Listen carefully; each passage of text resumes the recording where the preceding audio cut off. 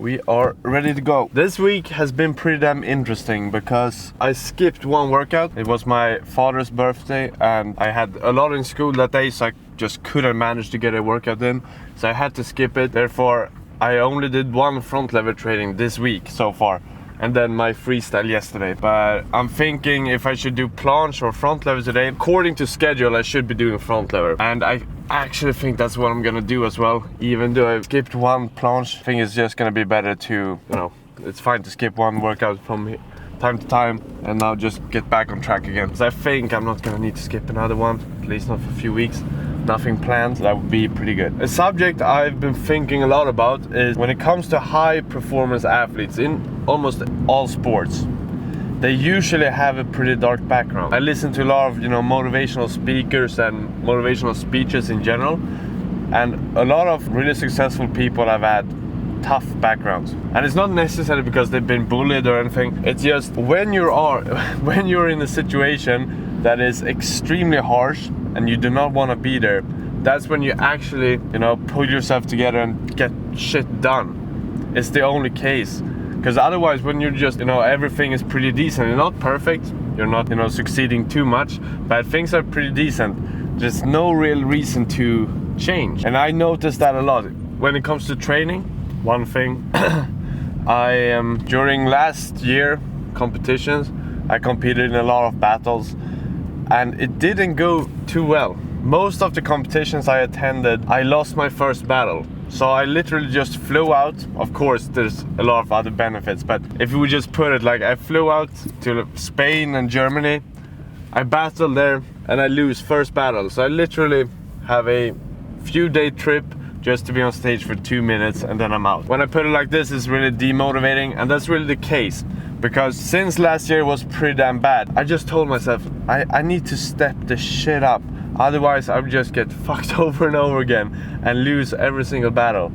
And that's what I've been doing now for the last half year at least, being pretty damn strict with my training. And that's been giving me results. And the other case I had was 2021. I had planned to work during summer when I didn't have any school or something, summer holidays. I was planning to work and I think it was 6 weeks scheduled with the company that I should work for. And then literally just a few weeks before summer, they called me and say, oh, we had to cut down on some people. And unfortunately you're one of them. So you're only gonna be able to work for 1 week. And I had planned to work for 6 weeks, especially with the incomes and everything. And that's one of these situations where I had to step up my game. I had to make a way to get money. And that was the year I started to flip ATVs. I was literally laying in my bed. I remember this so damn clear because it definitely changed my mindset and has had an impact still until this day. But I was laying in my bed and thinking, what can I do to make some extra cash this summer? And then I just started to scroll through Facebook Marketplace, and I found these ATVs, and I was like, I've been interested in mechanics for a long time and had some ATVs and motorcycles since I was pretty damn young. So I was like, why shouldn't I just search for some cheap ones and see if I can buy them or sell them for more money, make flipping. And that was the plan. So I was like, oh, fuck it. So I started a Excel arc.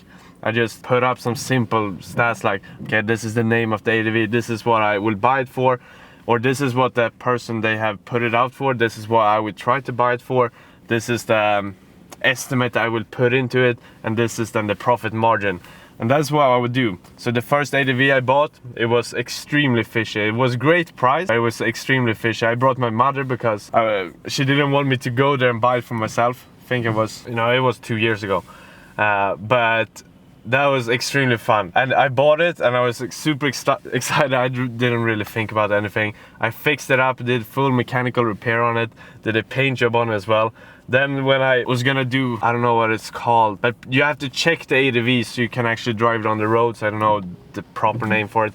But that was I did that, and at that point they told me that ATV was stolen. I was like, fuck. I spent a lot of money on that quad, and at that moment I was gonna give up, but then I was like, ah, fuck it. They had this quad for a reason, so when I put it out on Marketplace, I told the person that bought it that this you will never be able to drive on the road. It wasn't stolen, like it was way back, so there was no one that you know wanted their ATV back. It was just you couldn't drive it on the road except if you go through some processes, but that's just too much. So I told them, and they were just gonna have this ATV on the farm, so it was basically perfect. So they bought it, and I made a profit on my first ATV even though it was stolen. And that's, I don't know, something changed in me. After that, I've been flipping so much quads. Last year I started my own company with it. Since I had a lot of ATVs, it was just too much money flow to just do it on the side. So I have a proper company for it, and I don't know, I've had probably 20 ATVs over the last 2 years, and making some good profit. And the thing that I really learned was just that when you're in a situation where you definitely do not want to be, and in my case I was expecting to make a certain amount of money through work, and then I just got cut literally by the knees, and I had to make an income somehow, and that's what I did. I found a way to make money, and I got really damn good at it. I've been doing this for like 2 years. I still haven't found a single person on the whole marketplace in the whole of Sweden that is doing the same thing as me. They probably are, but not the exact same thing.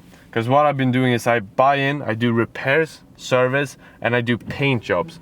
And the color that has been working so damn good is I paint them black, and it's mate black, I think that's called in English. And in Stockholm, everyone is like, oh, I want to look good on my quad. So they go so damn fast. And of course they're fucking overpriced because I want to make money from it. And it's just so damn fascinating. So, when I was put in that situation, I fucking changed. And still until this day, that's basically who I am. So really fascinating. And the same with training. Like, if you're not happy with how you look, if you're not happy or just really don't feel satisfied about how you look, that is literally the most powerful weapon when it comes to progress. Because if you have a pure purpose to why you're doing what you're doing, you're done. Like, you know why you're in the gym, you know why you're working out. So for me right now, I'm training the fuck because I don't want to lose. I do not want to lose another battle. I do not want to fly 4 hours to a unknown country and just get beaten in the first 2 minutes that I'm on stage. So that's a pretty pure purpose and easy to follow. I think that's gonna give results. But for now, let's head up in the gym. It's gonna be front lever, and I hope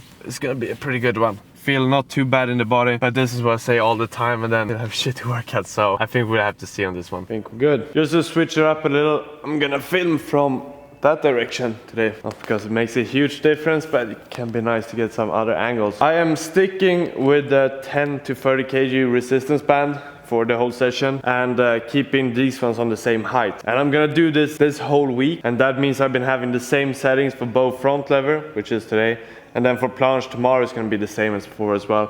But we will have the same settings for 2 weeks. And then the next week, I'm gonna change up. I think I will add even 1 more rep. 1 or 2, depends on how strong I am. But 1 or 2 more reps. So that means I will be at about 11 or 12 reps per exercise. And that's gonna be pretty good. Considering when I started this vlogging, I did 8 reps. So that's the progressive overload. And I will do this until I get probably like 14 reps. I think that's gonna be the max count. When I get to that level, I will then change to a lighter resistance band, drop down to about 8 reps again, and then start the progressive overload from there. That's gonna be the way to go. But now, let's do some front lever pull-up. Let's see how the body feels. Like I said, today is only gonna be 10 reps for all of them, so should be pretty good. Since I've been doing this now for 2 weeks, and moving towards the end of this week, I should be strong in this rep count. You would think. Then sometimes your body is like, no, fuck expectations, I wanna just be tired. I hope that's not one of these days.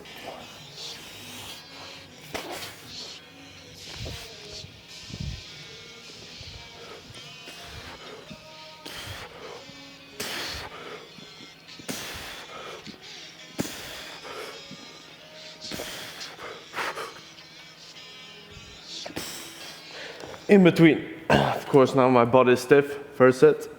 So I think it's gonna be better for the 2 other sets. Set number 2. Let's see if we can get 10 in a row without really pausing in between the sets. Should be doable. And I'm gonna try to have as much music, so you will hear it through the AirPods, so I can get some copyright. At that point I know it's pretty good music.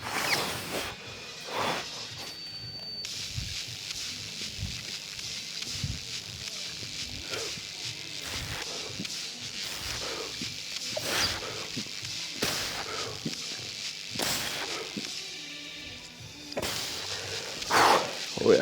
Definitely better than the first. I do feel like the final ones, I'm leaning a bit more upside with toes, so the range of motion slightly less, sort of cheating, but still 10 reps. Get the final one. I'm gonna do it shirtless though. Bring back the energy. I'm sorry for my hair. I don't think I've cut my hair since I started these vlogs. That's more than a month, and it is escalating. That's why I love to have a cap on, because then you're sort of hiding it. Can delay the hair cutting even longer. And it's a bit warm now during winter. All right, 10 reps. Final set for the front lever pull-up. Good music, check.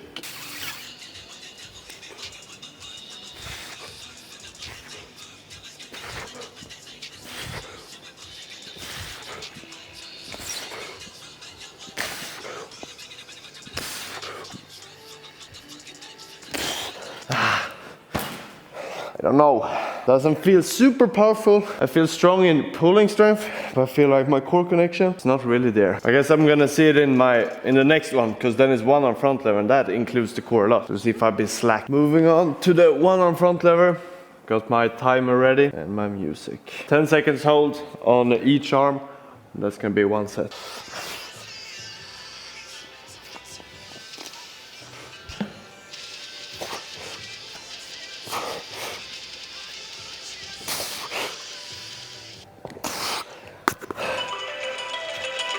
I hit this one last time. I mean, I know I changed direction, but it's fucking bad. Maybe just put them tighter together. Next arm.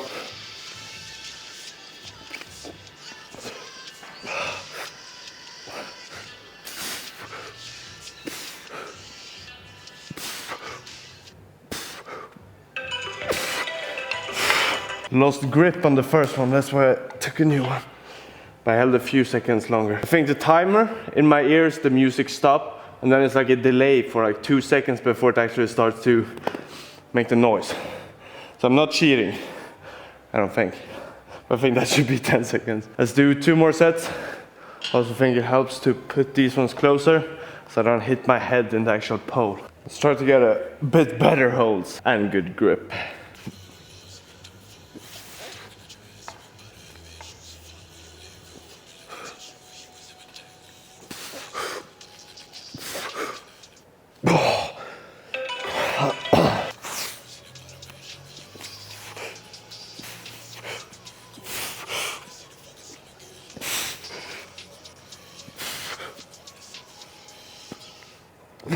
This one is extremely heavy. There's these weird connections, especially in the shoulder. I know if I've had a rough planche workout, I've had a hard time doing front lever as well. The one arm, because there's so much connection here, even though, you know, it's lats and everything, but you know, I don't know how you call it, but the power is going through your body. Even though it's the lats that's activating, there's still a lot of pressure in the shoulder, even if it's not the main muscle at all. All I'm trying to say, it's heavy as fuck, and you get extremely tired. I did notice that I had put the band slightly to the left, so now I moved it to the right, more in the middle. Guess that was the problem when I hit my head, because everything was just shifted. That was my bad. Final set. I try not to die.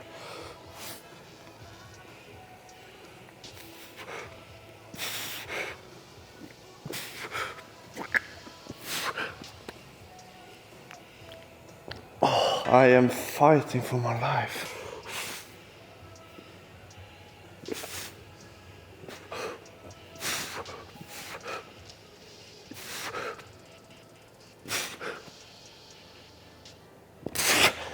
It's literally no better feeling than when you finish the last set of an extremely heavy exercise, like the front one. Now it's time for Victorian.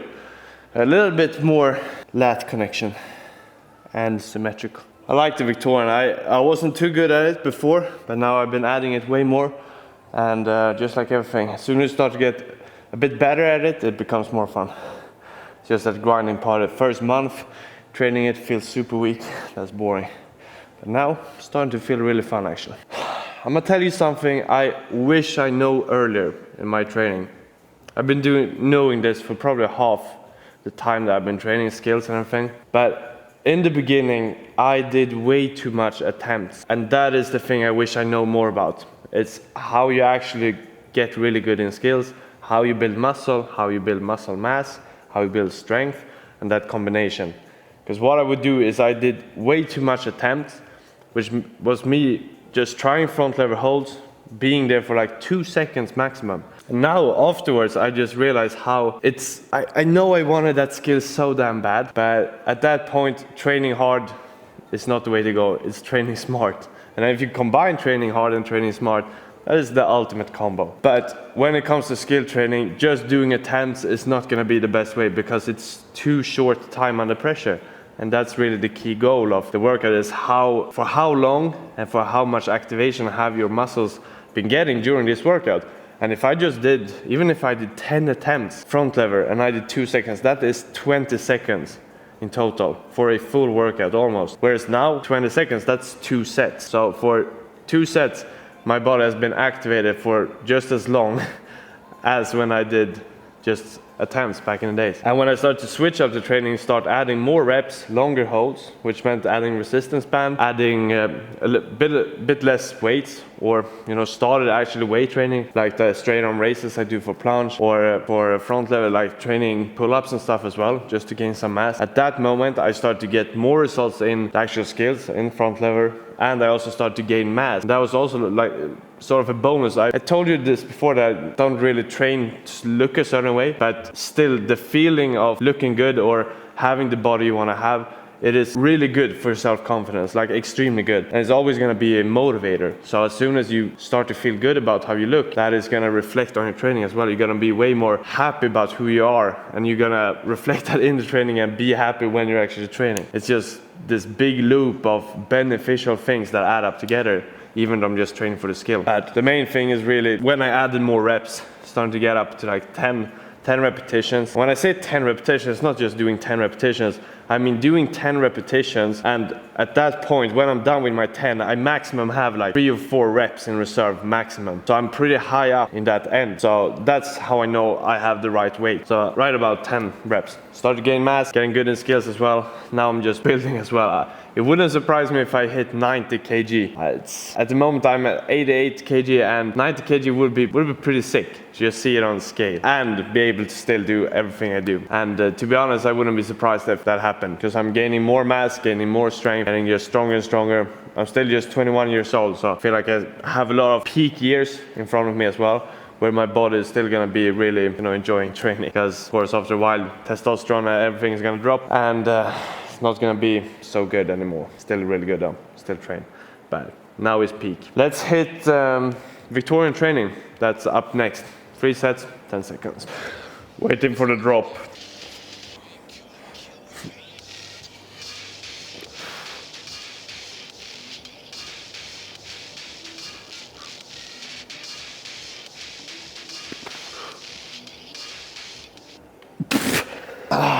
It was heavy too. Didn't expect anything else though. For the second set, I'm gonna try to get my hips a bit higher. I feel like I dropped them a little bit too much in the first one. So that's gonna be the goal for this one.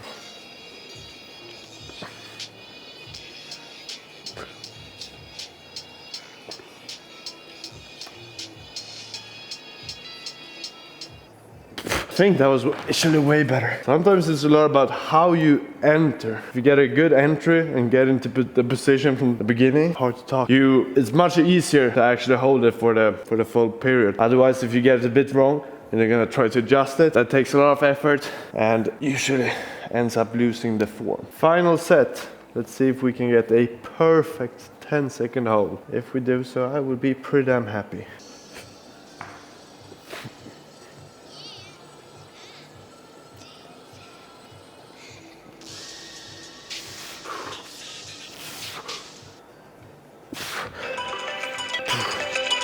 That was pretty good. I am happy. But I also know it's time for another slaying exercise. Top hold front lever. 3 sets. What I really focus on in top holds is trying to get my chest up and shoulders backwards, almost like I'm locking them in, because in this position this sort of range of motion is way shorter, so for me to hold here can be easier than if I were to almost have a sort of protracted form. This would be such a long range of motion, it just would be extremely hard and look horrible. Therefore, chest up, shoulders inwards, tucked in, and then hold here. False grip is also beneficial. I feel like I get more connection when doing false grip. And of course this is going to be a shorter way. If I do a pull up like this, that's going to be way longer than to pull it like this. It's just, of course, super small difference, but for me it's almost more about the connection. When I actually have false grip, I feel like I automatically have connection with the whole upper body. Stop talking and let's get to work.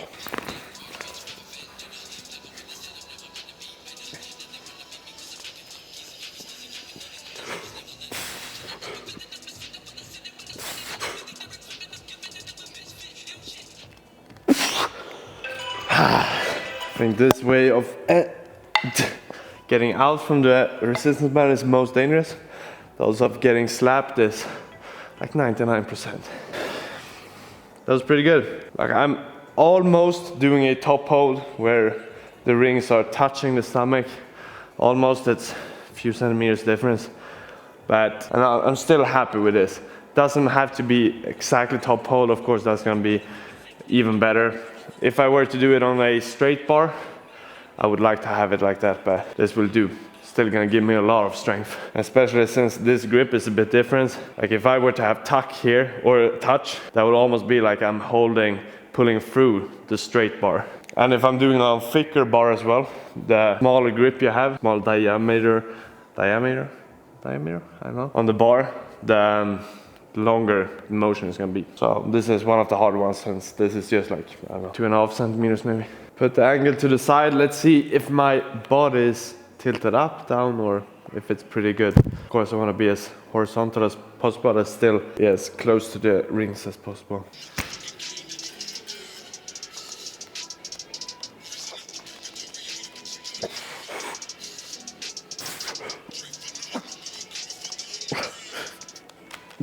A bit decent. Feel like always first seconds are really good. Then it just start to go downhill. Final set. Then it's time for something new actually.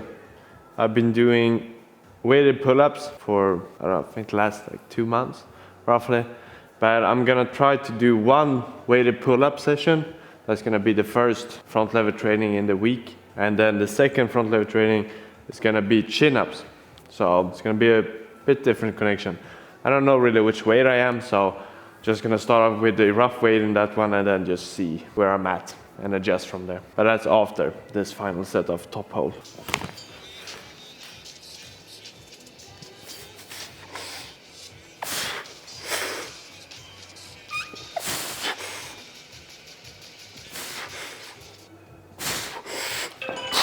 Don't forget to breathe. Really hard, especially these static skills. I often just hold and it's like, fuck, it's bad on oxygen. And then I remember to breathe. But the more I breathe, the easier it gets. Of course, your body needs oxygen as well, even though it's just a few seconds. Now, I am done with the rings and it's time for some chin-ups. This is gonna be pretty damn exciting. For the normal pull-ups, my weight is right now 40 kg. That's what I've been doing. So I'm thinking I'm gonna start off with 30 kg for the chin-up. I am actually stronger in chin-ups in one rep max. I think I have 75 kg in pull-ups, and in chin-up I actually got, I think it was 80. I actually don't know right now. I have to see my YouTube. Either way, I know I'm stronger in chin-up than in pull-up. But I'm gonna start with 30, do 10 reps, see how it feels, and then adjust other sets after that.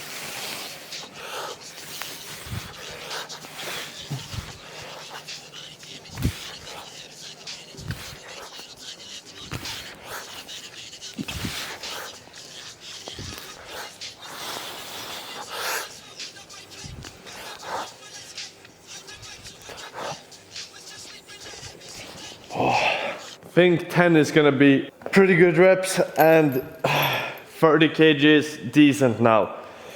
Since I haven't done too much chin-ups before in reps, I don't want to go too hard on it because it's other muscles than I'm used to. It's a bit more bicep activation and I need my bicep for planche and everything, so don't want to get too sore. So we stick with 30, 10 reps was still really heavy, almost at my max. So this would be a good weight. Set number 2, let's see if we can get 10 pretty solid reps and try to have my chin, maybe not extended over the bar, but at least height-wise over the bar.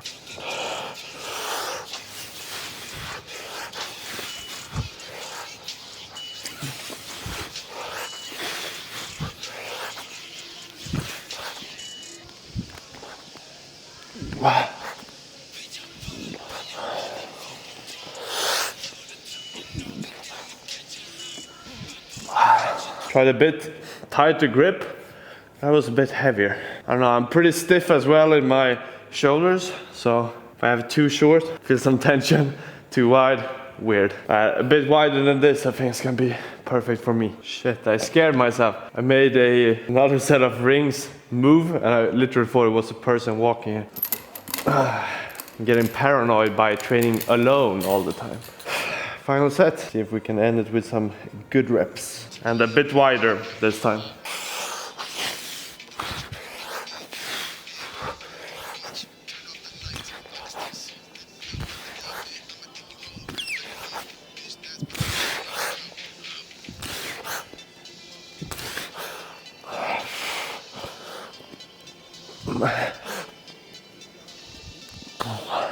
Solid.